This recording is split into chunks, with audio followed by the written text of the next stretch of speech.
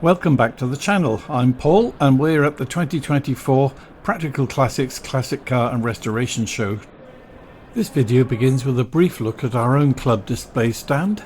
Then we'll spend most of the video looking around other displays in the various halls before spending the last 5 minutes with a more detailed look at our own club stand and some of our members there.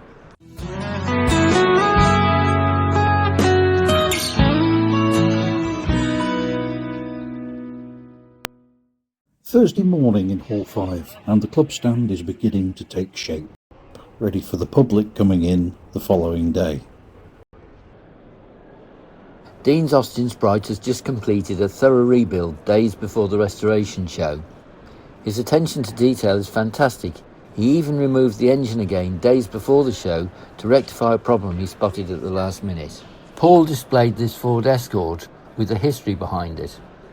Looking sorry for itself, in its heyday it was driven by Roger Clark to 6th overall place in the 1969 RAC Rally.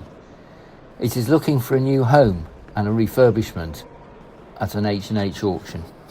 I really enjoy doing these shows, but at times it can be a little bit boring. So this year we decided to finish one of our cars, but then Phil said its horn wasn't working on the Rover. Oh right, yep, that's right up my street.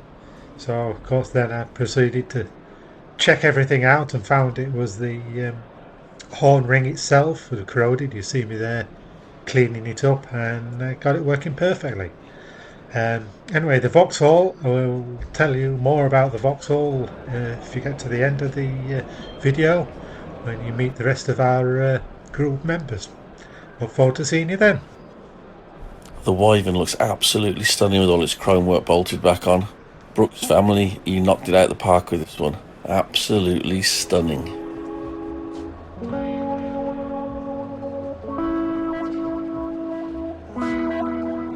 I've never seen Big Rov gleam the way it's gleaming there. It's a far cry from the usual bucket of soap and water that Phil throws over it before a tour. Top job, fellas, top job.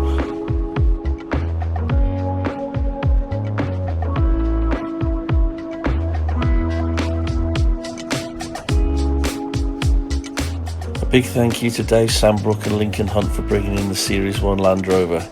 A real rare survivor, and it drew a lot of attention to the stand. Thanks very much, guys.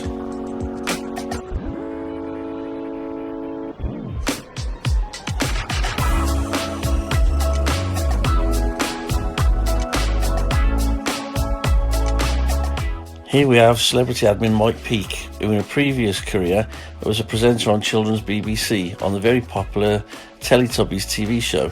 Little do you know that under the mask he was in fact Poe.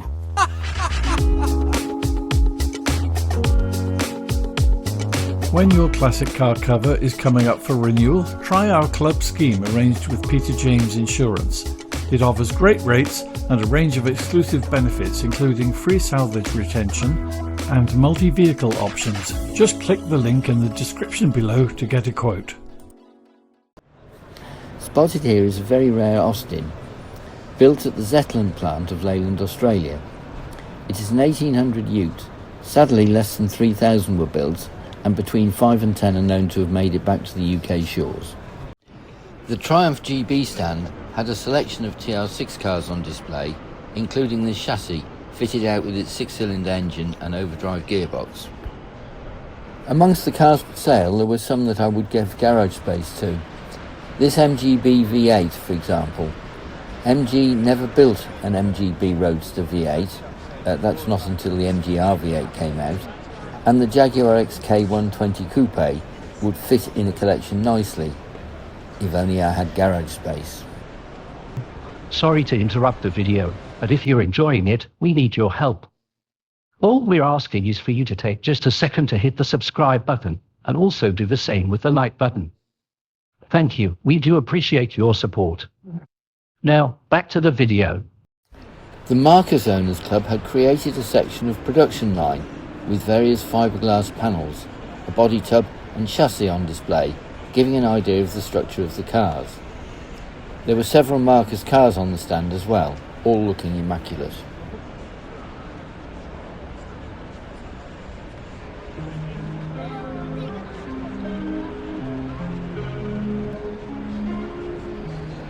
Along a side wall of Hall 3 were three lovely cars. The first was a very nice 1967 Morris 1000 Traveller with immaculate wood and coachwork. The Morris was displayed next to another immaculate car, a Rover P6 2000 TC registered in May 1968.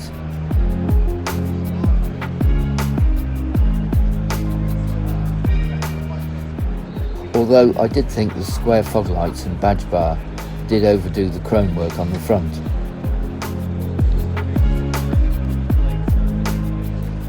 Finally, an Austin Montego 1.6L, which was in great condition, although the owner did say that he has some work to do to improve it and stop some corrosion on the near side rear wheel arch.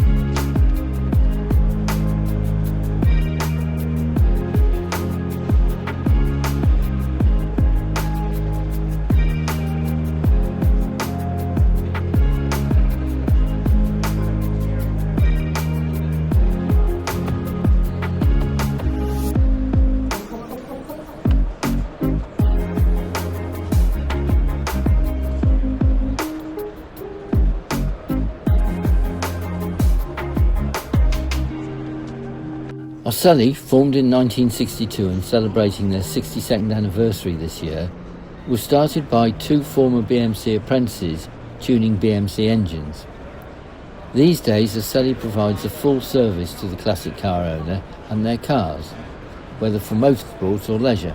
The Oselli 60th edition MGB-GT and Real Mini look exciting on the stand.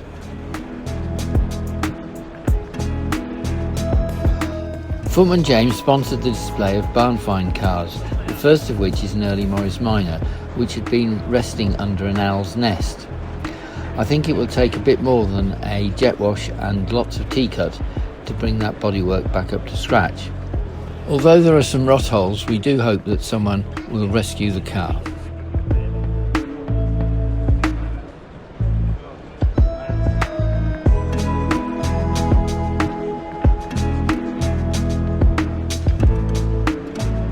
That's certainly a lot of owl crap. I'd been wondering why the word ass appeared on the other side of this car, and I now see that it actually is the beginning of practical classics.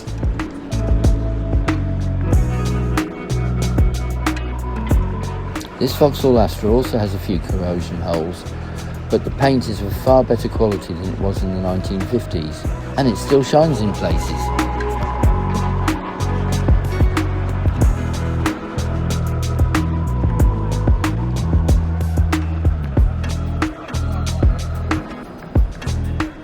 William Towns, who designed the Aston Martin Lagonda, also designed this Hustler, a mini-based kit car.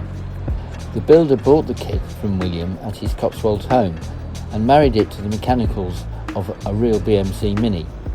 Available as 4 or 6-wheeled vehicles, the latter just used 2 rear mini subframes. Bodies were either fiberglass or marine ply. About 500 kits were made.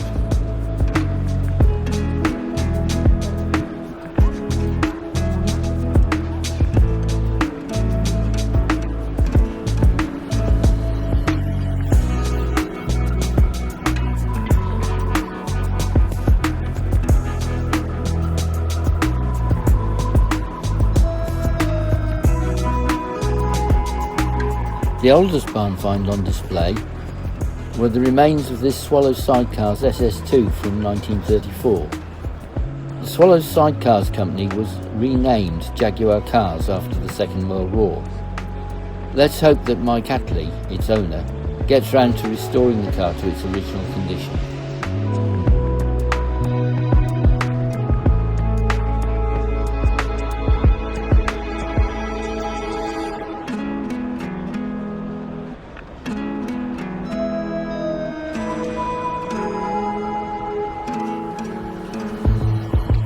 Here we have a pair of Morris Minor MM lowlights dating back to 1950. Whilst these two cars are now 74 years old, there is a remarkable amount of steel left in the bodywork, and with most bits available, I'm sure that the owners will be able to restore both of these cars to the road. These cars would have been fitted with the Morris side valve engine at the factory, rather than the Austin A-series engines in later Morris Minors.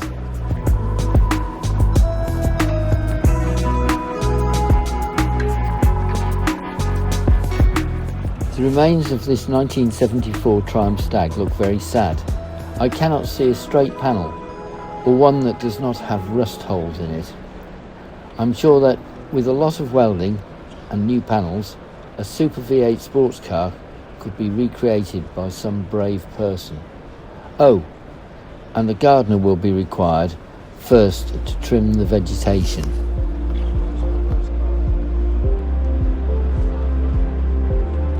This Ford Cortina looks in remarkable condition for a barn find, with little apparent work to cosmetically restore it. However, this 1953 Lanchester looks very much the worse for neglect, and would require much detailed attention, like the Stag, to remove surplus vegetation and replace metal that has dissolved. The gardener will particularly be required in the flower bed below the offside headlamp.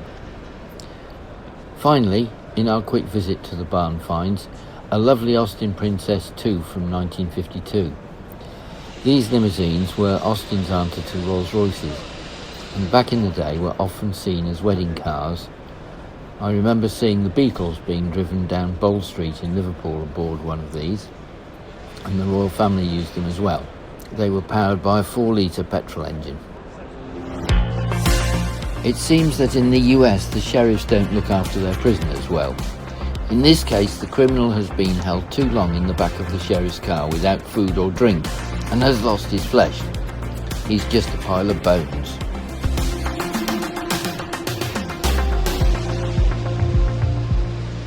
I find it incredible that the company that produced the three-wheeled Regal and Robin cars, made so famous by Delboy Trotter, could produce such wonderful cars as the Scimitar. Princess Anne was pulled over on the M4 many years ago, breaking the speed limit in one.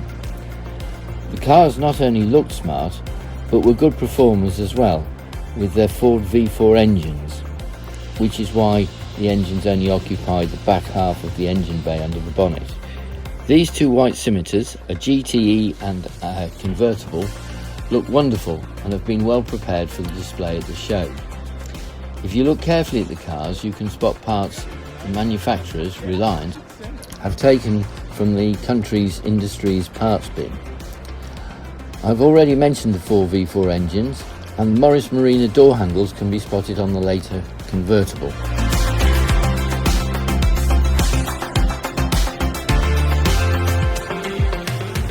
Wilson & Company offer restoration services to the classic car owner, but also supply body kits for the Vincent Hurricane, a fiberglass kit car body to fit onto a Triumph Spitfire and GT6 chassis as a cheap way of saving a rotten car.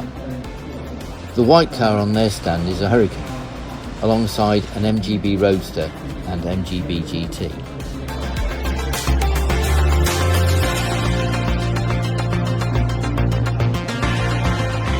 Longstone Tyres advertising photographs may not be suitable for many environments, but the lovely Austin 7 on their stand made up for it. These lovely Land Rovers are displayed by the Vintage Land Rover Tour Company. I can think of more comfortable vehicles to go for a tour in, but no doubt they have their appeal to the right market. But setting my preferences aside, they're beautifully presented and no doubt a credit to the owners.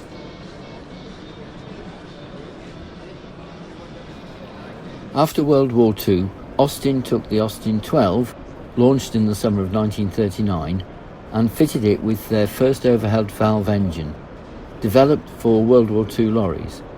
This was introduced as the new Austin 16, and it was one of these cars which was the 1 millionth Austin built on the 25th of June 1946, and now residing at the British Motor Museum in Gayton.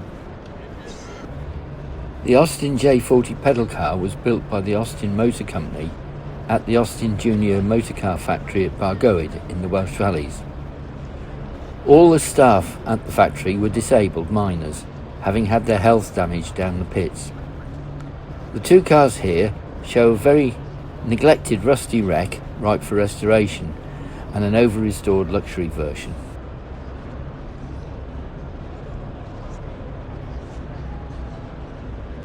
Designed by Michael Parks, who later became a Formula One driver, and Tim Fry, the Imp was manufactured at the purpose-built Linwood plant in Scotland. It directly competed with the MC's Mini, utilising a space-saving rear engine, rear-wheel drive layout. The engine block and cylinder head were cast in aluminium, a pioneering move for a British mass-produced car. The Hillman Imp left its mark not only as an economical road car, but also as a contender on the rally stages and race circuits. The Sunbeam Alpine was derived from the Sunbeam Talbot 90 saloon and has become colloquially known as the Talbot Alpine. A two-seater sports roadster initially developed for a one-off rally car by Bournemouth Sunbeam Talbot dealer George Hartwell, it had its beginnings as a 1952 Sunbeam Talbot drophead coupe.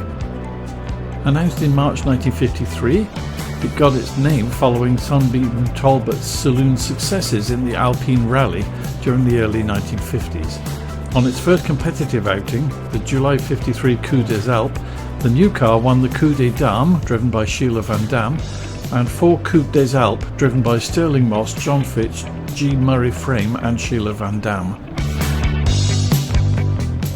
The Alpine Mark I and Mark III, no Mark II was made, were produced from 1953 to 1955. Only 1,582 were ever made, and of those, 961 were exported to North America. 445 remained in the UK, and 175 found homes in other world markets.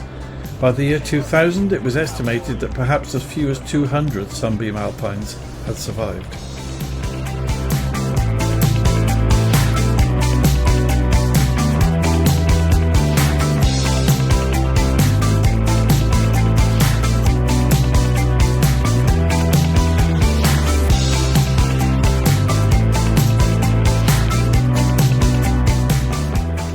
Within the enthusiast group there is a relatively high number of these Granada estates. Remarkably, this one does not belong to a group member. These are very versatile estate cars, capable of acting as luxury vans and towing caravans as well.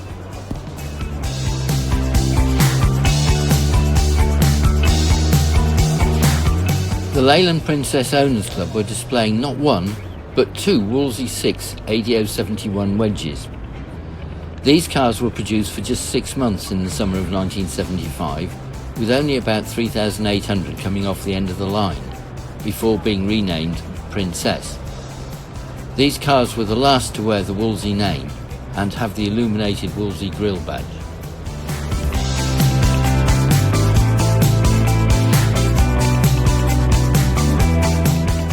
Another rare car, this Austin Mini Metro in Applejack, is a bright and cheerful car, but not a common colour these days.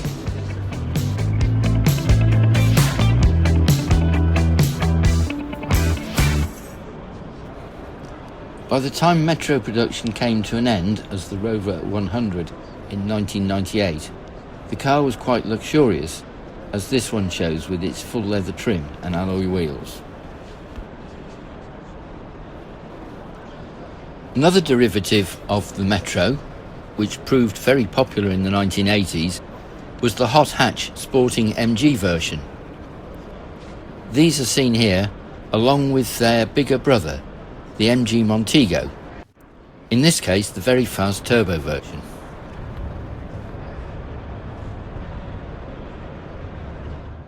And here we have a devotee worshipping at the altar of British Leyland. They are alive and kicking. It's good to see the chrome work being well polished on this Maxi, putting that all-important waterproof layer onto the chrome. The minor light commercial vehicle register had a good selection of minor vans and pickups. Of particular interest to me was the red Austin pickup. Austin badges were applied to the light commercial vehicles so that Austin dealers had a commercial vehicle to sell once the Austin A35 vans had come to the end of the line. The Maestro was produced by British Leyland from 1982 to 1986 and later by Rover Group until December 1994. It served as a replacement for the Maxi and the Allegro.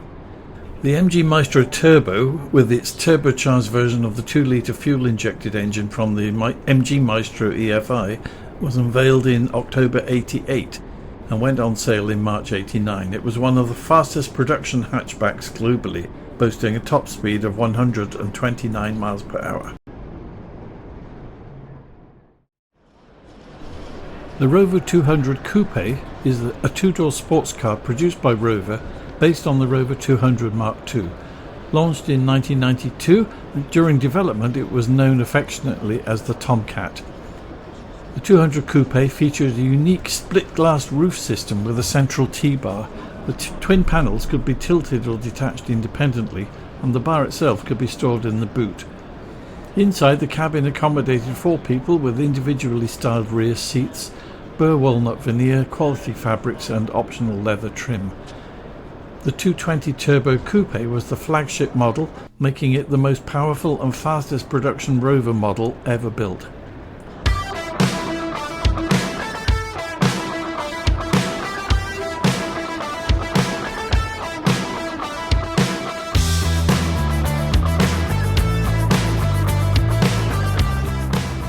A 1998 MGF beside an MGA. We like this stand from the Norwich Classical Vehicle Club, a Hillman Minx, a Rover 100 and a Metro, along with some youngish looking members. Good stuff, guys.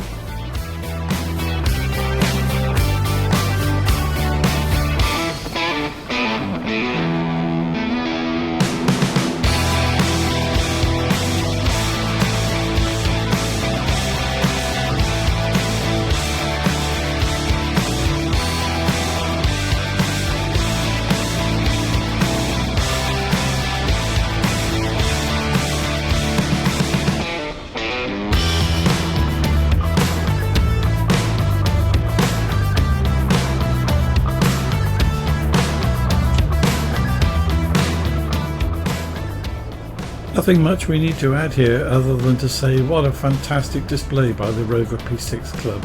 Nice work, guys.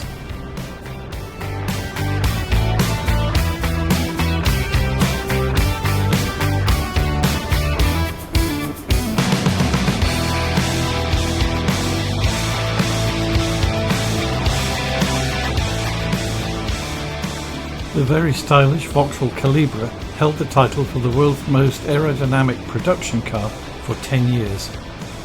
Didn't have air conditioning though. The Rover SD1, produced from 1976 to 1986, won the European Car of the Year title in 1977 and was known for its daring fastback styling and lightweight unstressed V8 engine.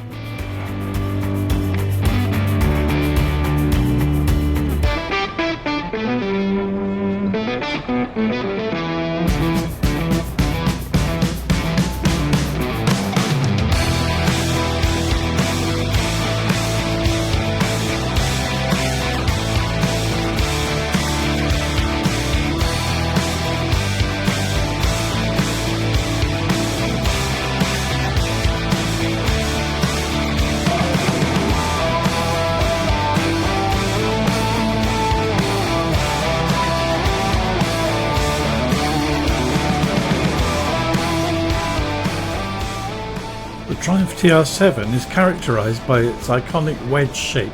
It features a swage line that sweeps down from the rear to just behind the front wheel, making it instantly recognisable.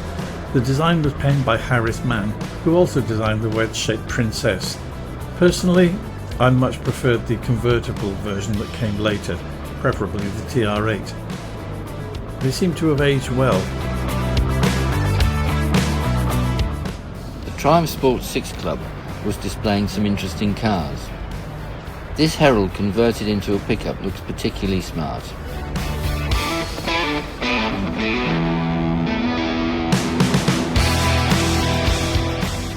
Another 1360 Herald being rebuilt is displayed in its bare bones, with just the front scuttle bodywork attached to the chassis. The problematic transverse rear leaf spring is shown with the rear wheels at an interesting angle. The Spitfire and GT6 had similar but simpler chassis. It would appear that the red version is a 4-cylinder Spitfire. This very shiny Triumph Herald convertible is being rebuilt by Enthusiast Group member Chris Smith, who displayed his Triumph 2000 Mo on the Enthusiast stand last November. This delightful, and indeed perfect, Austin 7 dates back to 1960 and has been totally rebuilt from a rusty wreck to perfect condition by Enthusiast Group member Daniel Rooney. Daniel's efforts have been recognised by Practical Classics and Halfords as their Restorer of the Year. Well done, Daniel. And here's a beauty, a 1976 Ford Granada, the last British Ford Granada, the Mark I, and in my opinion definitely the most beautiful of them all. And beside the Mark I Granada, a Mark I Capri, beautifully presented. Unfortunately for me, I have bad memories of a long journey in the back seat of a Mark I Capri. It's coloured my view for life. The Capri 280 was the final limited edition model of the Ford Capri. It marked the end of an era, making it highly sought after by collectors and fans. The 280 was also known as the Brooklands edition, featured lustrous Brooklands green paintwork, red piped leather upholstery, larger 15-inch alloy wheels. Inside, the dashboard featured 6 deep-set dials, a step up from the standard Capris, which typically had only 2. Being the last Capri ever made, the 280 holds a special place in Ford's heritage collection. Only 1,038 units were produced, making it a rarity on the roads. The Sierra RS Cosworth was a homologation special built to meet the FIA's Group A rules for motorsport. To qualify for Group A competition, Ford had to produce at least 5,000 road-going versions of the car within a year, so the high-powered hardware used in racing and rallying found its way into the production RS edition.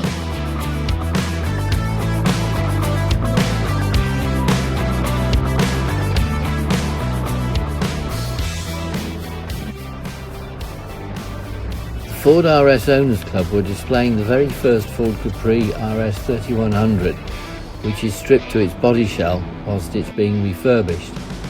As can be seen, there is not much of the rear end left. It awaits new rear wings and probably much more, being fitted before a coat or two of yellow paint. The Ford Corsair's unusual V-shaped snout gives it a distinctive and striking appearance.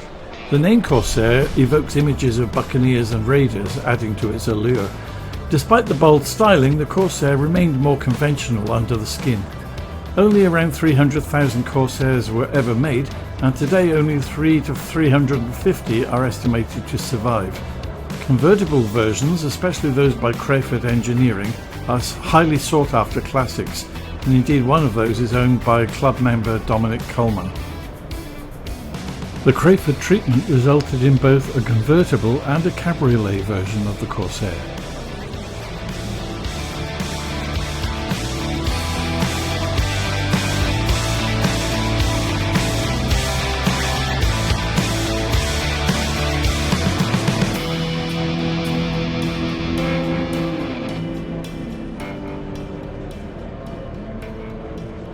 I hope this Corsair is saved, but it looks like it might need a lot more than a bit of teacup.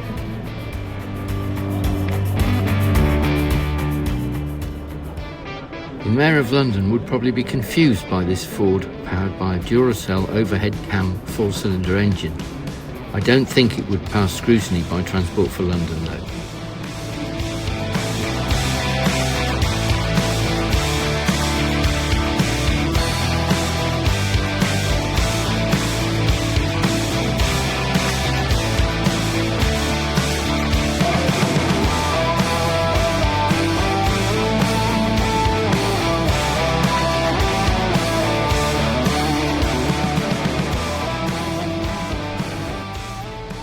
Crayford Conversions designed and modified soft tops and estate cars, based mainly on standard BMC cars, but also some Fords.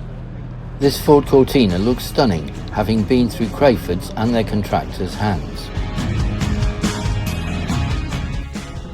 The Ford Consul Classic was launched in May 1961 and built by Ford UK from 61 to 63. It was available in 2 or 4-door saloon form, in standard or deluxe versions, and with floor or column gear shift. The white car here is the Consul Capri, a 2-door coupe version of the Classic, available from 61 until 1964. Sporting Bear's Dream Rides do a tremendous job selling rides in cars for those who wish to experience something different. Enthusiast member Mark Wilson is a leading light in the organisation, and Paul Bonsall from the Fat Lamb in Cumbria was there with his white Austin Healey 3 litre, which can be seen on the front row. Sporting Bears raised almost £22,500 at the restoration show. Well done them. Several very well presented cars on display from the Leicester classic car enthusiasts people, but oddly they decided to keep us out with their barriers. Oh well, great cars anyway, guys.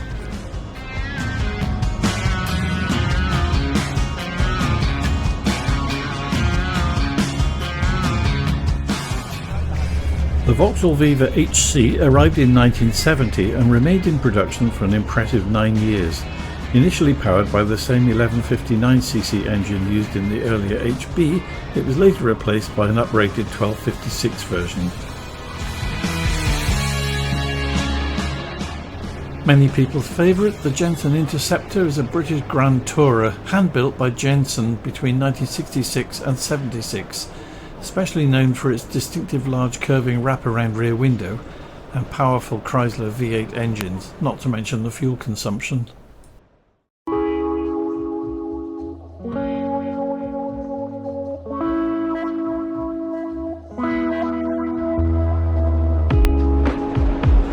Come on guys, smile for the camera.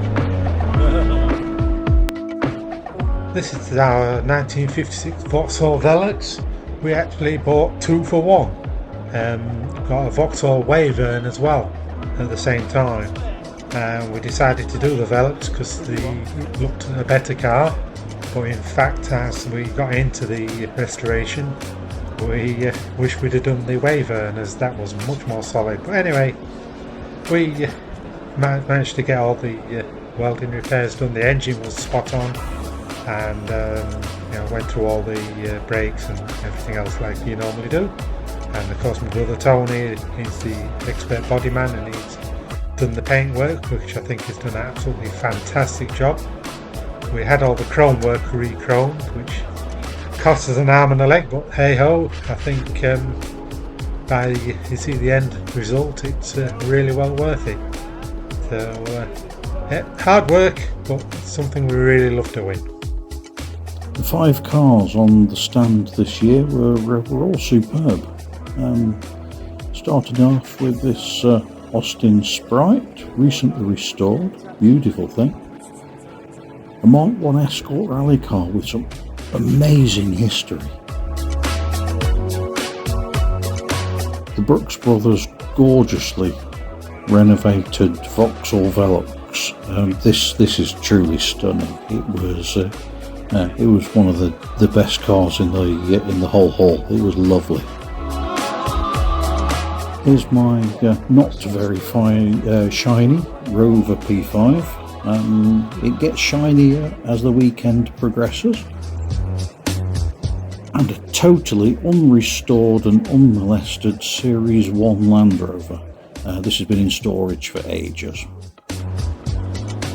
Since you're still here, we can only assume you've been enjoying the video, which is great. Please show your appreciation by subscribing, click on the like button, and why not leave us a comment? We do always respond, and it really helps us out. Thanks very much.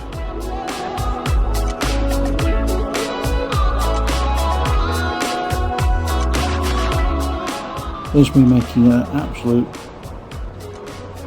total hash of polishing the roof, but we did have a go. It took lots of polishing with fortunately Mike and Tony showing me the ropes, because I've done very little of this work. It was all fairly new to me.